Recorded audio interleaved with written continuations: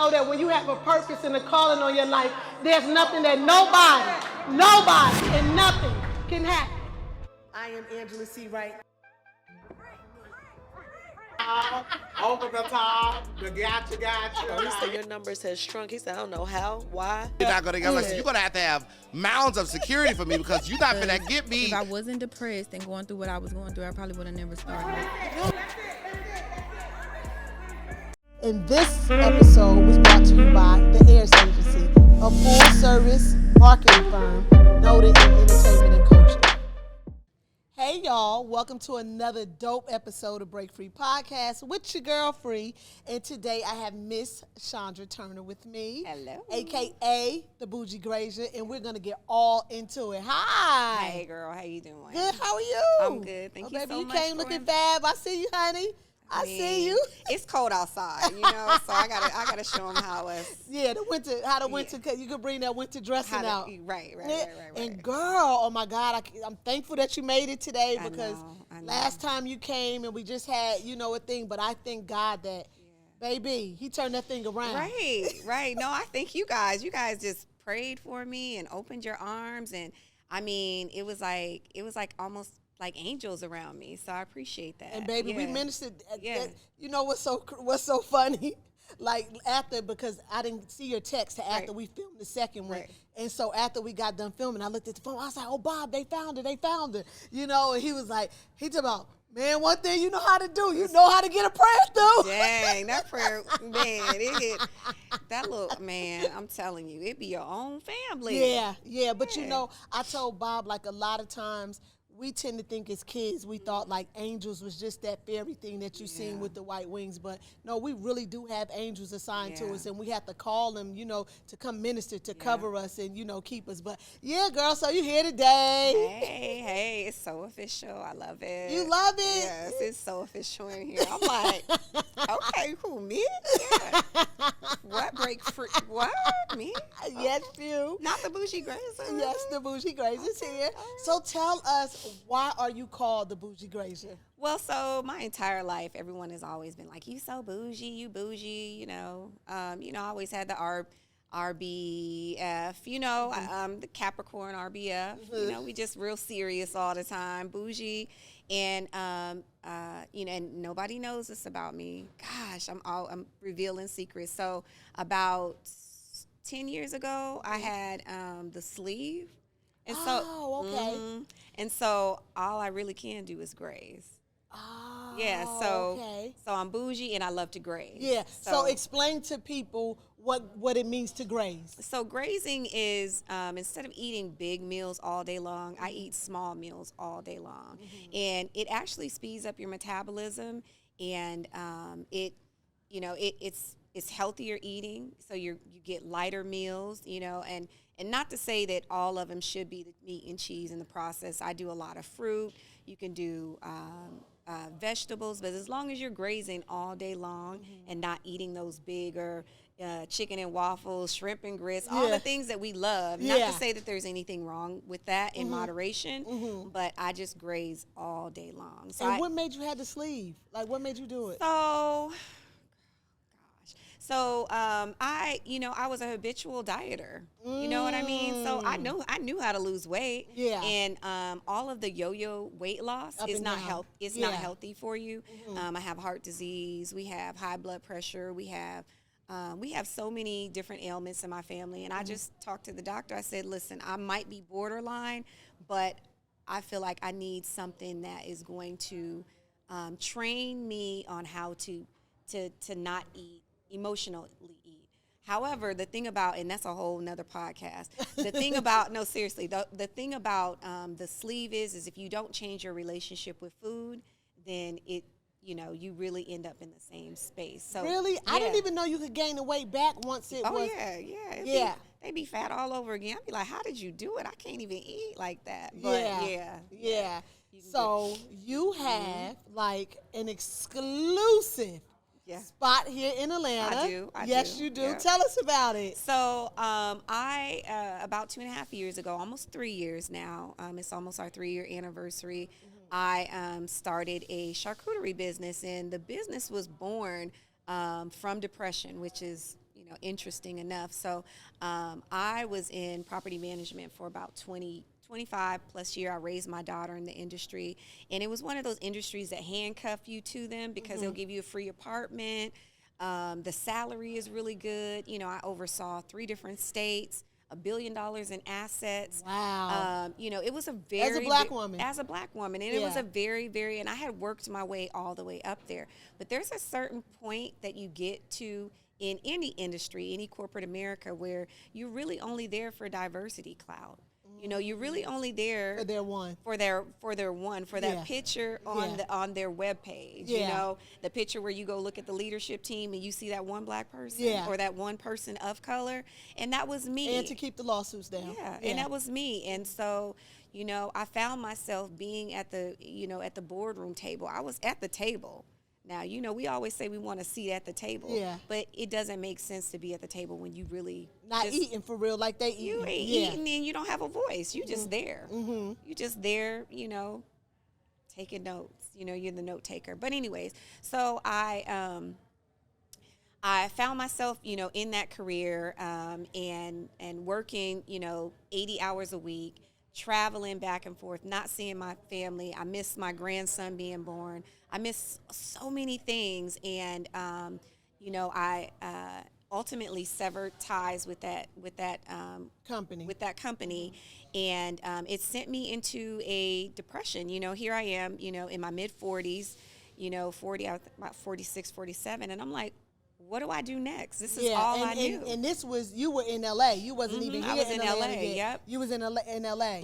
Yeah. And so I was like, what do I do next? And my partner was like, move to Atlanta. I was like, I'm not moving to Atlanta. I'm not going to make any money there. What am I going to do in Atlanta? Because all I knew, I didn't know anything.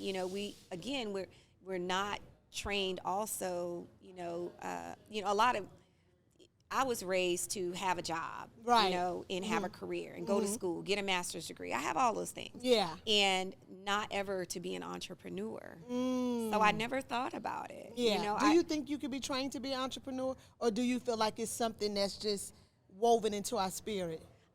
I think it's a combination. There are some entrepreneurs out there, like even teaching your kids nowadays to, have a lemonade stand, sell something. You know what I mean? They teaching, they're teaching tiny bits of it, not as much as we should. Yeah. But to your point, it can be woven in. Sometimes it's just in your gut. And I've always had these business ideas, but I never really moved on. Girl, these kids these days don't want to work anyway. They don't want to do nothing but Uber Eats and no, seriously, Uber Eats and Instacart. Yeah, I'll be like, who is picking out my tomatoes? It be like some 16-year-old picking out my tomatoes. I'm like, okay, whatever. Yeah, so you did the mishap there in LA. So my partner was like, move to Atlanta. So I caved in and I moved to Atlanta, and I was just very depressed, very depressed at where, my life was going. I had, all these degrees. I had, I thought I had, everything. I was the breadwinner in the family. Right. And so everybody relied on me. Yeah. And so now I don't have this income anymore. What do I do, Yeah, because your income was a good income. Yeah, because you didn't, I know you said you overseen like $1 billion. I had a really good income. Yeah. Yeah, I had an apartment overlooking downtown L.A. Oh, yeah. Yeah, that was a... Florida ceiling windows. Yeah, it was nice. Oh, it was nice, It was bougie. It was bougie. And so, I get down here and, my partner was like, I didn't sign up for this. Like, you got to get off the couch. Like, you was just laying on the couch every day. Just crying every day. Really? Yeah, and crying why? Because you felt like my life is over. I'm 40 plus years old. Right. I have a degree, but it's nothing to do with it. Where do I go from here? Where do I go from here? You felt like you didn't have an identity. I didn't have an identity. If anybody needed anything in my family, I wasn't going to be able to give it to. I'm a giver. I'm a servant leader, by nature, and I'm a giver. That's my love language. And so when that is taken away from you, when you can't give anymore, even though, for me it was monetary, I felt like I couldn't give. I had to say no, a lot of times. And so my partner was like, I don't know what you're going to do, but you need to figure out what we bring into this cookout. Because I ain't signed up for this. Right. Yeah. So I'm scrolling online, and I saw that, I always brought charcuterie. I'm always the hostess with the mostest. So I'm either going to bring a charcuterie or a bottle of wine or some type of snack or something. And I'm scrolling online, and I saw that there was a business. I think she was in New Jersey or somewhere, and she was selling charcuterie. And I said, wait. They sell this? Yeah. This is too easy. Yeah. I can do this. And so I went to so I made it. Of course, I took a charcuterie board there, and we all just kind of gathered around it. And I was like, okay, try this bite, because I enjoyed it as well. So, after that, I said, okay, this could be a thing. So I went up to the local wine store, and I said, hey, I see you guys do wine tasting on Wednesdays. Can I bring some boxes? Oh, wow. And so she was like, yeah, bring them up next Wednesday, whatever. So I was up there hustling $10 boxes 2.5 years ago, and then I brought like 20 boxes, and they all sold out. Wow. And so I was like, okay, $200, I can do this. Yeah, like I got something. And I kept flipping it. And so, I grew my Instagram organically, and it was just me, making sure that I was trying to put out content that was authentic, that was tasteful, catchy, that people can gravitate engage toward, with. That was colorful. People eat with their eyes, right? I know I eat with my eyes. So I love pretty food. I think it's artful. And, it gave me a purpose, it all over again.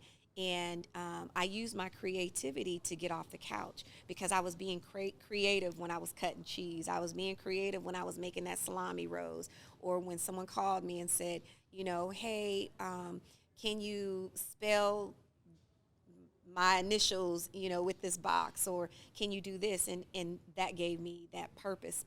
Now I'm giving again. I'm back to giving again. Yeah. And I'm making money, and so that brought you out of that slump. It brought me what made out. you think to put it in boxes? Yeah. Because most of the time when people think of, charcuterie boards, they think of the board that's pretty on the table somewhere, a platter at a party or at a cookout. Yep. So for me, I wanted to make it so it's to go. Okay. I wanted to, make it as a present. So if you, just like the box I brought you the last time. How was it, by the way? It was so good. First of all, I was like that jelly. Were you just snacking on everything? Sure, I snacked. The moment you walked out the door, I started snacking. Bob was like on the grapes, and I'm like, try this cracker right here, this cheese. And I'm a cheese lover. Oh, I love cheese. Yeah. And then my friend that just left, she came over. I had it at the house, and she came and she ate some too. But yeah, it was really good. I don't eat meat, but I enjoyed the cheese, the spread. I like the spread, but I really love that jelly that you had in there. That jam. I think it was a bacon jam. Well, no, not bacon. This was a peach cobbler or something. Yeah, I think it was. You put two in there. You put two different jams. I think it was a peach cobbler and an apricot or something. Yeah, like it was that. really good though. I enjoyed the jam. Yeah, I enjoyed and so it. and it's things like that gave me purpose. So I now I'm feeling like I can get off the couch. Now I'm feeling like, okay, I got a reason. Now. So when you was down, did you pray to ask God for direction, or was you just like, how did I get here? Like not like just kind of close, because sometimes we'll pray and then other times we'll close ourselves off from everybody, including God. Yeah. I think I was closed off, and my faith is definitely a lot better now. But I was closed off. I was why me? I had a lot of self-doubt. It was I felt like around me there was a lot of gaslighting. There was a lot of it was just a real low moment for me. I wasn't I didn't want to take my life or anything, but I really did not know what my purpose was because status, and that was one thing I had to realize also, that status does not define you all the time. It doesn't. But Capricorns, we have a problem. Yeah, exactly. We have a problem. Capricorns have a problem, and I know because I started all. I'm New Year's Day. Right. Well, I'm right behind you on the 5th, so right. Yeah, you start. Yeah, you started. Yeah. So I know how Capricorns we can be. We can be overachievers, and we can feel like if we're not successful, then we're not useful. Exactly, and that's exactly where I was, and it was terrible. It was a terrible place to be. I was miserable. I was miserable around everybody. And you know, I was very unpleasant to be around. You know, I slept a lot, and now I just feel like I'm very bright. And so I encourage everybody that, you know, even if you knit, if you can paint, if you can sew, if you can, you know, I don't know, you know, you whatever it is, whatever that you can it do. is, I'm telling you, just dive into it. If you like to play baseball, you know, if you whatever, just dive into it and have it help you get out of that pit that you're in. Because I'm telling you, it you know, me being up and, you know, making boards and, you know, fulfilling orders, it there was it gave me these endorphins, and it just kept me going. It kept me up at night, and you know, it spiraled all these different ideas, and it was a beautiful thing to see. You know, now as I'm reflecting on it, kind of in the moment, I'm like, wow, you know, look where I was and look where I am. Where you now, are now. Yeah, you know. but there's a chapter in my book where I talk about move on, right? And I give the analogy of everything has movement: water, air, trees, everything has movement. And when you're not moving, you're not in alignment with life itself. You get what I'm saying? So when you was laying on that couch just stagnant, you were way out of alignment.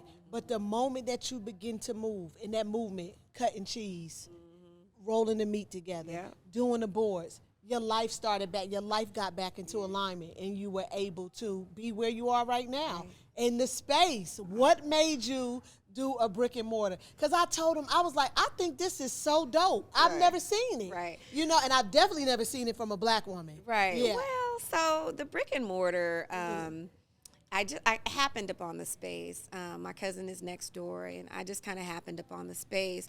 But I decided on the space because, you know, for me, again, the whole Capricorn kicked in. We always playing chess, right? Yeah. We trying to figure out Our next move. Our next move. So for me, I'm like, okay. And to move over that one. Right. I'm like, okay, so what if this charcuterie thing, you know, what's that pivot looking like? Yeah. You know, and so the space is a collaboration hub, you know, for book signings, for, you know, book clubs, and, you know, we had the mixed chicks there. Yeah, Mixy Chicks. Yep, she was there. I seen a candle class. Yep. Yeah. So anywhere that a creator, because you know, my thought is there might be somebody else out there like me, and they need a space to host a workshop, because my workshops, that was really, really what got me out of that depression, is seeing the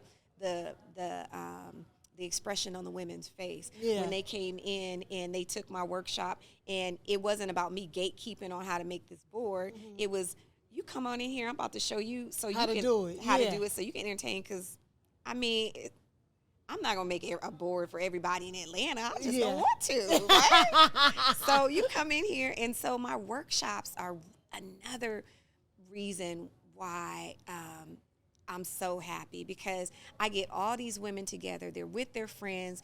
They're, you know, nothing against hookahs. They're not, you know, out smoking hookahs. These are women like us who want something elevated. The aunties. Yeah. We want something to do that's elevated, that is not the paint and sip anymore. You know, paint and sip, it had its run. Yeah. It's had its run. Yeah. But, you know, we gonna learn how to make a charcuterie board. And elevation. So, you know, I created champagne and charcuterie, where it's 3 flights of champagne and you make a charcuterie board. Everybody leaves out. It turned into networking. It turned into, don't sit by your friend, or if you are sitting by your friend, introduce yourself to the person next to you. And I had ladies in there that was like, I hadn't been out the house in a year, because this was kind of coming after COVID also. I hadn't been out the house. You know, I needed this. I'm going through a divorce. This is the first time I've hung out with my best friend, and we really needed this. I have, you know, almost over 200 reviews just on Google on the workshops alone. Just on the workshops. So I needed a space for my workshops because I was renting a space for my workshops, and I just wanted something that was mine, that I could just, I got my grandma on the wall. I saw that mural. Yeah. So, the color scheme is dope. Yeah, the mural. And then I hired a designer, Stella O Designs, and she just came in there. She was in my head, and she reeled me back in because I wanted to do some crazy stuff. And she was like, nah, sis, we ain't doing that. So, but it's a beautiful space. It's a collaboration hub. It's an event space. And it's Atlanta's first made-to-order charcuterie. So what that looks like is, we have all of our, just like when you go to Subway or somewhere like that. Yeah, so you come in there, you can say, no, I didn't really like, that type of cheese. Yeah. Give me X, Y, and Z, and we create exactly what you want on the spot for you. So it's a really good time. I think I told you a little secret a little right before we started. Yes, you did, because the grand opening was January 6th, right? Right. But now that you're here today, I'm learning that you haven't opened it yet still. No. And tell us, tell everybody why. You told me, but tell us why you haven't opened it. Well, because as an entrepreneur, and, I still suffer, from imposter syndrome, Wow. Yeah, and I think that is why my platform, organically grew, because I am not afraid to say I'm depressed. I'm not afraid to say, I don't have it all together. I don't have it all together. Yeah. I don't have my stuff together. Yeah. And so, which Instagram needs. Right. Yeah, it needs Facebook, social media needs it, because people look at everybody, so if someone was to see you, right, and hadn't heard this interview or don't even know, they're going to look at you like, oh, she fly. Oh, she got the Rolex. She got the Cartier. She got the Tiffany. She got the Burberry. She got her good beat. Oh, she got the golden gold. Oh, she cute. She's a beautiful lady, long hair. They're going to feel like that you have it all together. Right. But who would have ever thought, because you shocked me when you told me that, you were suffering, that you had not opened the doors because you're suffering with imposter syndrome. Yeah. But more so, too, I think you're just looking for a reason to talk yourself out of your blessing. Well, and I'm going to go down because, again, my partner was like, look, I ain't signed up for this. You better your 401k is all in here. Like, you better go downstairs. So you took your 401k and put it into the business. Yep. All, no loans or anything. And this episode was brought to you by the Heirs Agency, a full-service marketing firm noted in entertainment and culture. We're going to get you out of that imposter syndrome, okay? Yeah, it's been, God, every day I wake up and I'm like, okay, I got to go down and open. And I think and I don't want to say problem, but I think what the thing is with me is I'm afraid of failure. And so I'm like, what if nobody comes? What if I don't get any customers? What if, what if? But I just got to get out of my own head. And you're right. You do. Yeah. And you got to, and all days won't be that it's booming. But that's why you continue to do the workshops. Exactly. You get what I'm saying? But, business doesn't always just take off like that, but you never know what God has. Girl, let me tell you something. Even sometime when I put a reel out or put something up, I ask God to blow on it, breathe on it, Jesus. Right. You get what I'm saying? So ask God to, girl, you better tell your Father what you want. I know. Yeah. I talk to him all the time. Yeah, so tell him what you want. Yeah, so but we are open, and I'm still kind of competing with my online orders. So I get a lot of online orders, graze tables, just regular orders that I was doing before I opened up the brick and mortar. Mm-hmm. So I have to try and figure out what that looks like. Does that look like a full-time employee or a team member, or, what that looks like? So I'm working through it. But you know what you can start doing for your online orders? Go downstairs and fill your orders inside the store. Yeah. Do it inside the store. Yeah. That gets you out the comfort of your home, that gets you in your building, and that gets you in the groove and in the habit of being in your space. Yeah. Girl, and I'm excited about it. I told my father about it and everything because I just could not believe. I've never seen a brick and mortar for a charcuterie, and charcuterie boards aren't really something that everybody in our community is familiar with. Right. But you think about it, like it's like a healthy snack. to have around that we can gather around and talk about, make conversation. And the other piece of it is the different bites and the curating bites. Like, a lot of people never think to put honey on anything, never, and not even know the benefits of honey. Like honey, especially if you get local honey, that helps with allergies. Like I remember when I first got here, my allergies were so bad, but just getting into that local honey and eating local honey, it helps with your allergies because the bees are kind of pollinating everywhere. So, and just curating bites and trying, just like you said, you tried a cracker, and what'd you have? I had the cracker, and I put some of the jelly on there, a piece of cheese, and a grape. But see, I topped it off with a grape. See, you would not have ever, you probably would have, but no, I wouldn't have unless it was on a board. Right, or if you went to the store, you would never say, oh, let me buy this, this, and this, right? Yeah. And so, what I enjoy saying that I'm doing is I am really saving you from having to buy all these different things, and I'm putting it all in one space where you can curate these perfect bites. And I love doing it for the culture. And you're teaching. Love it. You're teaching something. You're making something. You're making. How can I say it? Like you're making it like jazzy and cool. Yeah. For our culture, and you're teaching because.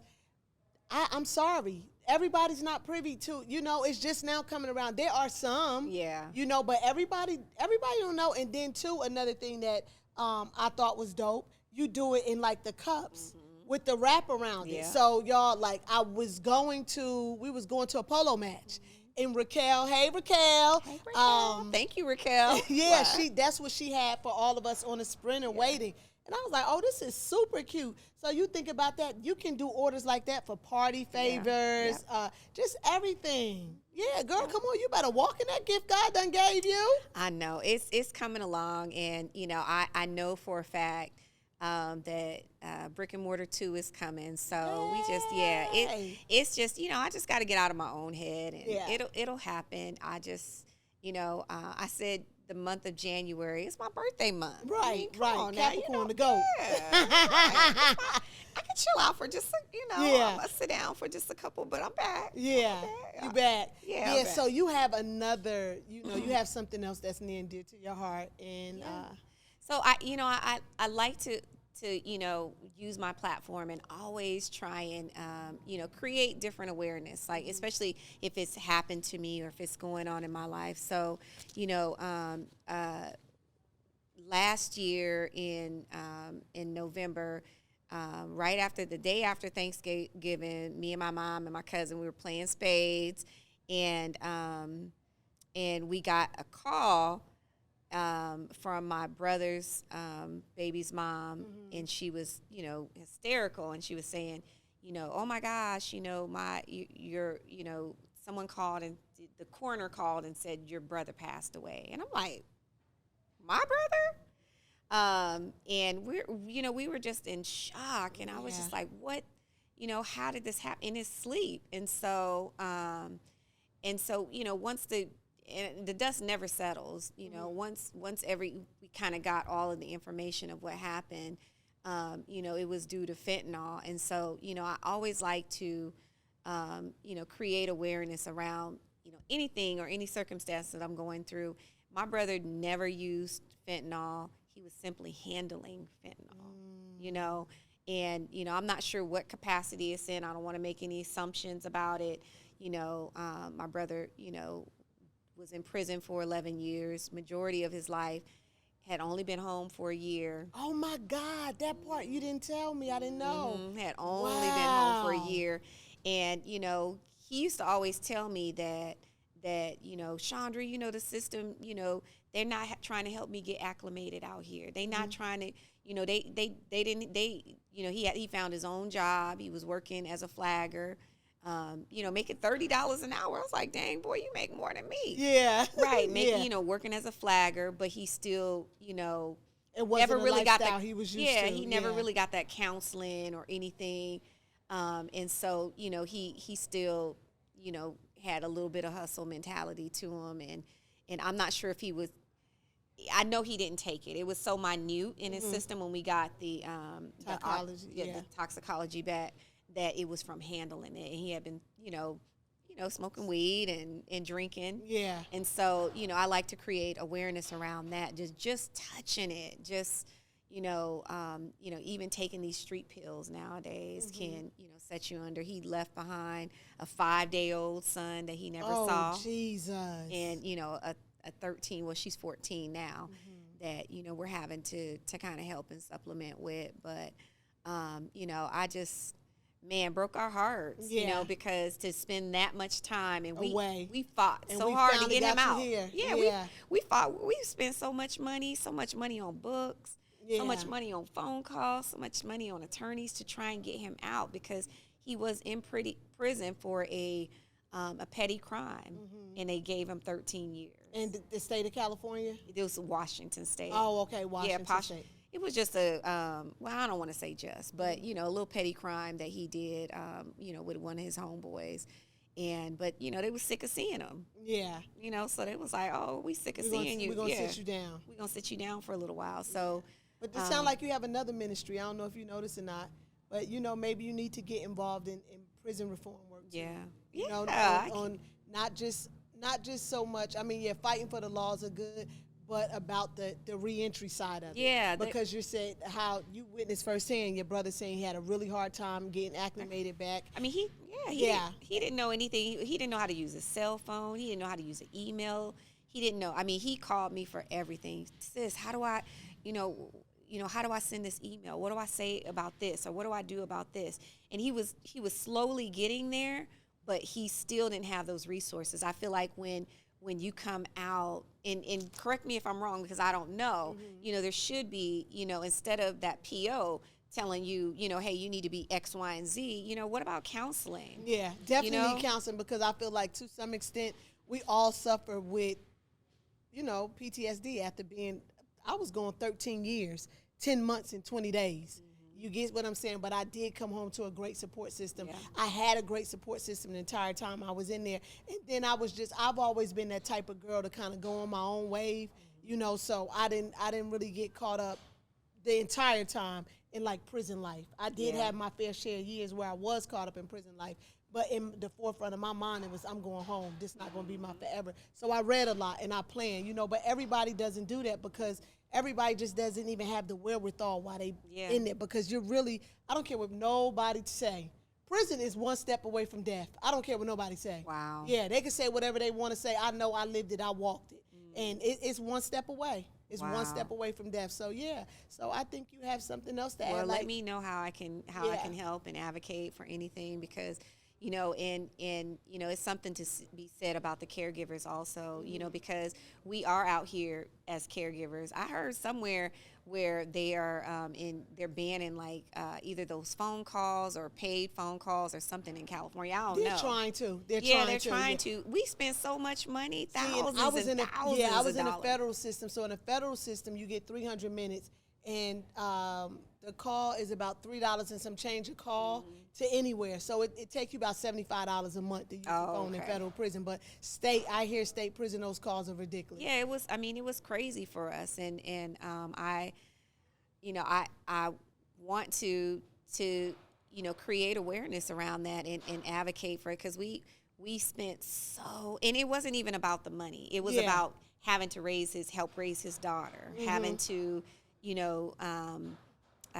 attorney's fees and having to, send packages and, he still, but even though my brother used to tell me all the time, don't send me no TV because this is not my forever home. Right. He used to say that to me. Yeah, he used to be like, this ain't my house. I don't want no TV. I ain't watching TV in here. Yeah. I'm reading books. So he got his degree. He got his GED. So, there were some things, but, it's just really, really heartbreaking that, just a year. We'll do a foundation in his name. And then just so you know, April is National Reentry Month. Oh, okay. So that's like the month where they talk about reentry and things like that. So I don't know, maybe we could do a workshop in the month of April for reentry. Wow, thank you. I thank you so much for coming today. I'm so honored. Like, I'm honored and humble, and it is. Girl, you've been on Channel 5. What's the show? Good Day Atlanta. Yeah, you've been on Good Day Atlanta, baby. We trying to get there. So listen, I got connections. So we gonna work it out. We gonna figure it out. But I'm so happy. You know, I feel like today I was able to break free. Oh, yes. Yes, Bob, did you hear that? She said she felt like she was able to break free. I was look, he rolled his eyes. I was able to break free and really, you made it very comfortable for me, and your business this is going to be so successful. And Thank you. I appreciate you so much. Thank you. But before you go, okay, what? I have to know. This is the question on Break Phree Podcast. Number one, make sure you subscribe. Of course. Okay. Tell me something that you feel like you need to break free from. What do I need to break free? I need to break free from my own head. Yeah. No, seriously. I can go with that. Yeah. Yeah, get out of my own way. Yeah. Sometimes you got to move out of your own way. And then sometimes you have to step back just to go forward. Yeah. Yeah. Yeah, so, you've had your step back moment, though. You've okay, had your you're step right. moment. It's time to go forward. Yeah. We forward now. Yeah. Well, guys, I hope you enjoyed it as much as I did. And just remember, it's always delusion until they see it happen. I'll see you next time. And this episode was brought to you by the Heirs Agency, a full-service marketing firm noted in entertainment and culture.